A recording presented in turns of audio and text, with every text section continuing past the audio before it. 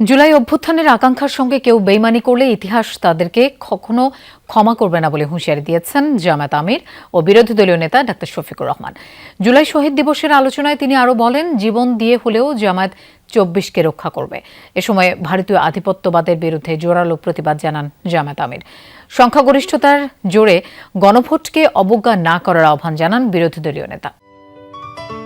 Ceylon টি রপ্তানিতে শীর্ষে। জুলাই শহীদ দিবস স্মরণে রাজধানীর কাকরাইলে ছিল জামাতে ইসলামীর আয়োজনে আলোচনা সভা। দলীয় নেতৃবৃন্দের পাশাপাশি এতে উপস্থিত ছিলেন জুলাই যোদ্ধা ও শহীদ পরিবারের সদস্যরা। আলোচনা সভায় আবু সাইদ ওয়াসিম সহ অভ্যুত্থানে প্রাণ হারানো সব জুলাই যোদ্ধাদের স্মরণ করেন বক্তারা। তুমি শহীদদেরকে কবুল করার দেশটাকেও কবুল করো।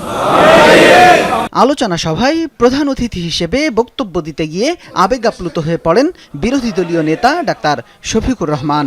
বলেন, জুলাই যোদ্ধাদের আকাঙ্ক্ষার সাথে কেউ বেইমানি করলে ইতিহাস কখনো ক্ষমা করবে না তাদের। আমাদের জেনারেশনের হাতে, পরবর্তী জেনারেশনের হাতে একটা বাসযোগ্য সম্মানের দেশ আমরা তুলে দিতে পারলাম।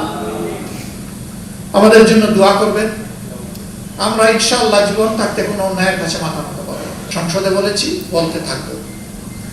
দাবিগুলা ন্যায্য দাবিগুলো অর্জন না হওয়া পর্যন্ত সংসদের ভিতরে আমাদের লড়াই চলবে। ডাক্তার শফিকুর রহমান প্রতিবেশী দেশের আধিপত্যের নিন্দা জানিয়ে বলেন, বাংলাদেশের পররাষ্ট্রনীতি জনগণের অভিপ্রায় অনুযায়ী চলবে, কোনো দেশের প্রেসক্রিপশনে নয়। বলেন, বাংলাদেশের মানুষ এখন আর কারো চোখ রাঙানিকে পরোয়া করে না। আমরা ইনশাআল্লাহ জীবন থাকতে কোনো অন্যায়ের কাছে মাথা নত করব। সে যত বড় শক্তি হোক, কোনো ভয়টা দেখাই আমাদের কোনো লাভ নাই ভাই। আমরা ওই সমস্ত ভয়কে পাত্তা দিই।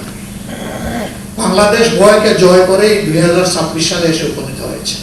সংখ্যাগরিষ্ঠতার জোরে গণভোটের রায়কে উপেক্ষা না করার আহ্বান জানান সরকারকে। বলেন, জুলাই সনদ বাস্তবায়নে 11 দলের লড়াই অব্যাহত থাকবে। আমরা দাবি করছি, জুলাই সনদে লেখা আছে। শামীম রেজা, যমুনা নিউজ, ঢাকা। বাংলাদেশের